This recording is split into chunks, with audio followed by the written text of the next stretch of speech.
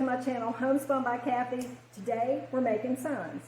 I made this original sign back here for my first show a few years ago. It's from the side of an old chippy door, still has the rusty hinges on it, and I did that freehand with a Sharpie. So we've come a long way. I'm not going to give you a big, giant, long explanation right now. There's 3 different ways that I make signs, and we're going to tackle each one. So we're just going to jump right into it and get going on these signs. But if you wouldn't mind, if you like watching the content that I provide on my channel, it would really help me a lot, and I would really appreciate it if you would subscribe to the channel. I'm really working hard to get a video out every other Thursday. I hope to do more soon, but right now you can count on me every other Thursday. So let's hit it.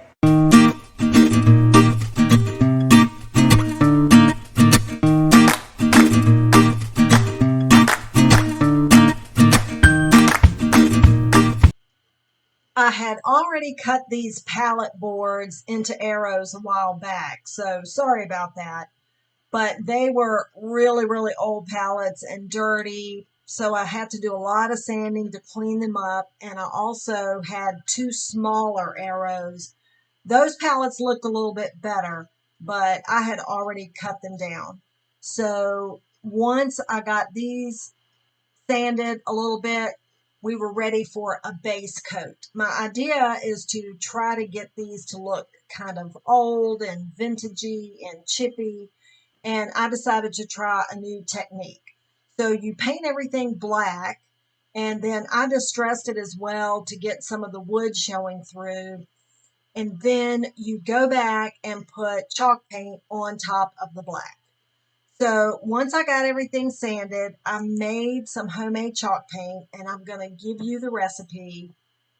It is very simple to make, and especially if you're going to be doing small decor like this at home, it's a lot more economical. So what you need is plaster of Paris, some water, and some paint.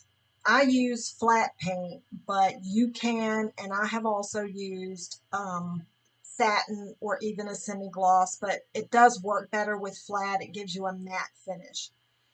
So here's what you do. You mix 1/3 cup plaster of Paris with 1/3 cup room temperature water.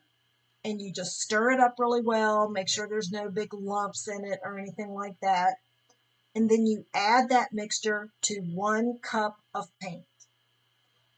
I'm guessing the latex in the paint prevents the plaster of Paris from hardening, because I can make this in a container and keep it for a couple of months, and just keep adding to it. Some of the water will separate out, but it stirs up very nicely and it works really, really well. And it makes this very good chalky coating over whatever you're painting, and it sands very well too. So I put a liberal coat of this on everything. And now the idea is to go back and cover it with salt. And that is supposed to leave a space on the black paint, and then you go back and sand it off, and you're supposed to have all these little specks. Well, y'all know I'm not afraid to try things in front of you that don't work. And I have to say, this did not work for me. I saw this on another YouTube channel, and you should check her out. It's Deirdre at Our Upcycled Life. She is a master at this kind of thing, but it just did not work for me.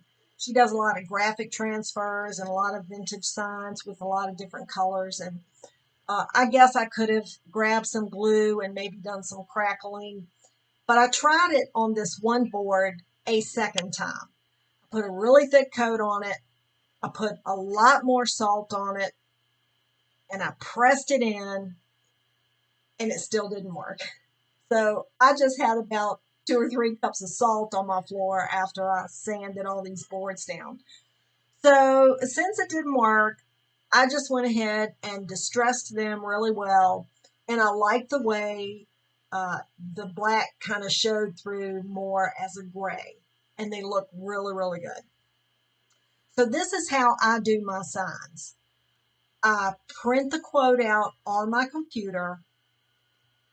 I cut the words out, tape it to the piece, and then I trace it on carbon paper directly onto the piece.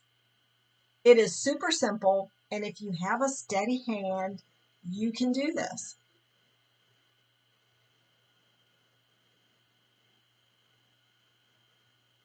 So I just use a regular pencil. I don't press really hard. It doesn't take a really long time. I normally use a Farmhouse font, but this was more of a graphic or retro looking vintage kind of font.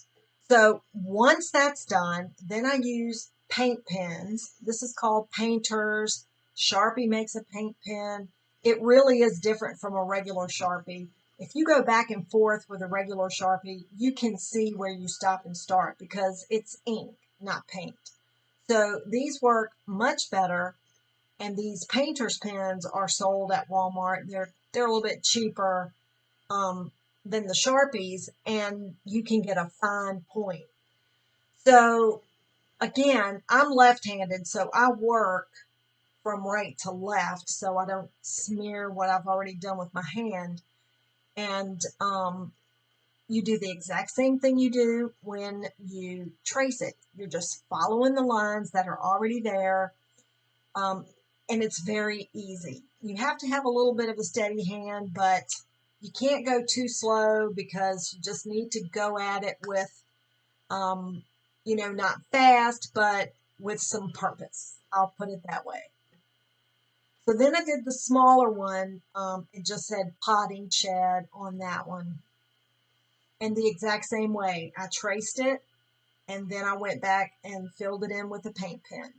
And then I wanted the paint to be a little bit distressed so it wouldn't stand out so much on the distressed background.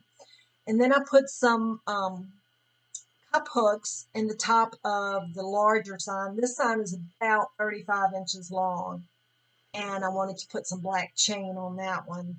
And then I just put some little sawtooth hooks on the back of the small arrow. And anything I use sawtooth hooks on, I usually go back and put some jute twine in there. Some people like to just hang something from one nail or screw, and I just give them the option that way. And here are the finished products of my vintage signs. I love the fact that the nails that are in these pallets, the rust already starts to show through on the paint. Let me know what you think.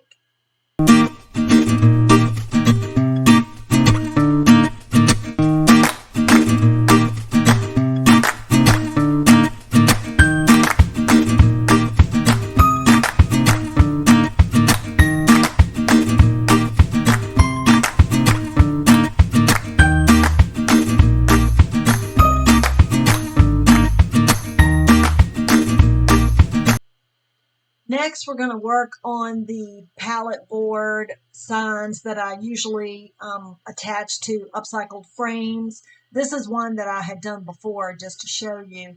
I don't distress the wood. I like the contrast between the black and the white. I'm probably going to start using some natural frames if I can find some that have not been painted and are in good shape. So I had some wider pallet boards that were pretty clean, and two of those fit it perfectly vertically. So I just cut them to length. I think this is a smaller sign, about 10 inches wide. So I got those two boards cut on my miter saw, and sometimes I make signs out of 1x4s or 1x6s, and that wood is thick enough for me to use pocket hole screws to attach them together, and I do that a lot.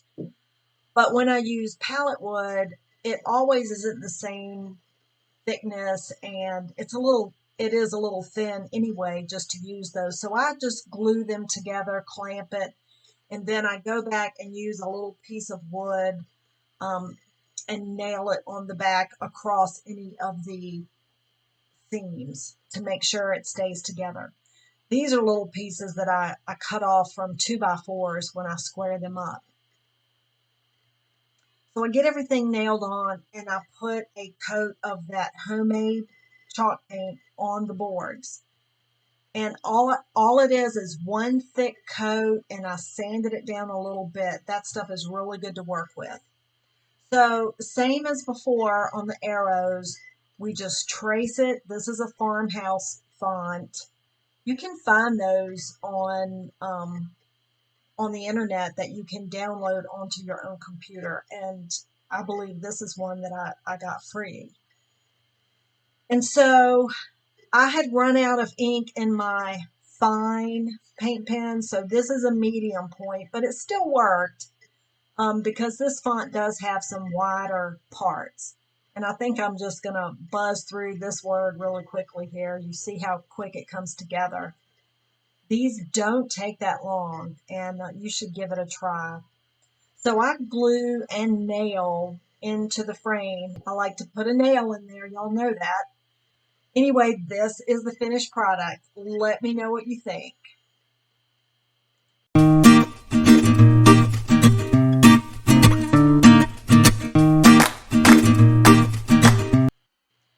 And last but not least, y'all, we're going to make a sign out of a silver platter.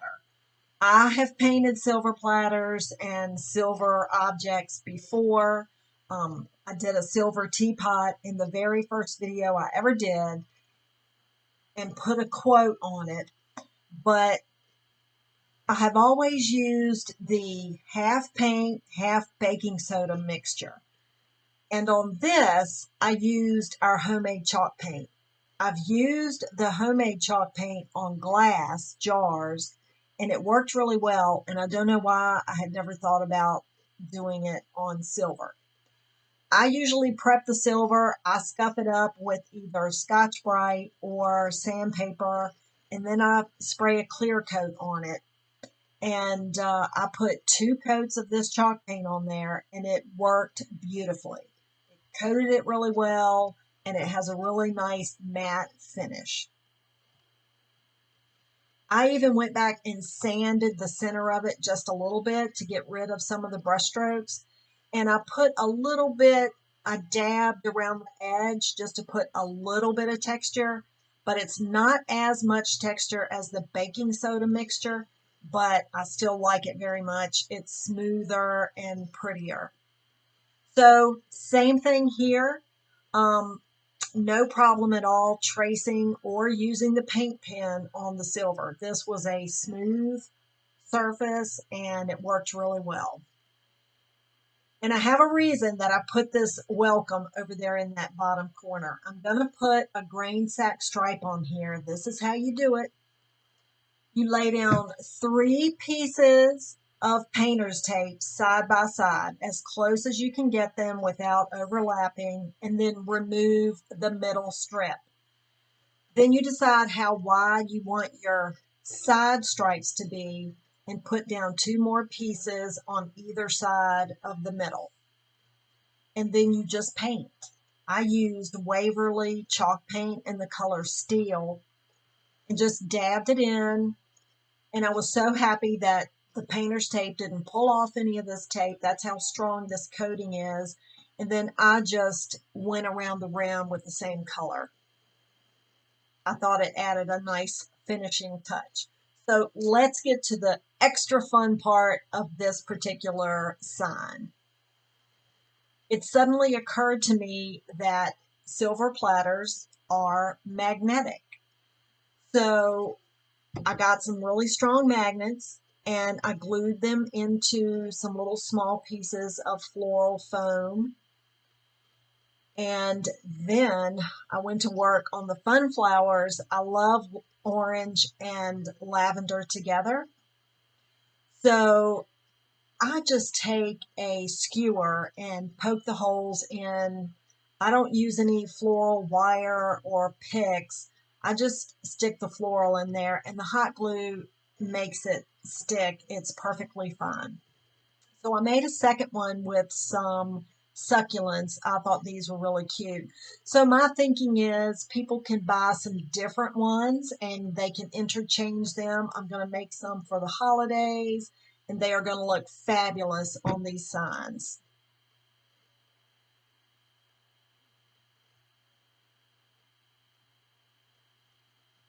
So here's the orange one.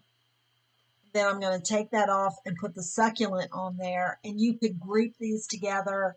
I just think it's a great idea. Let me know what you think.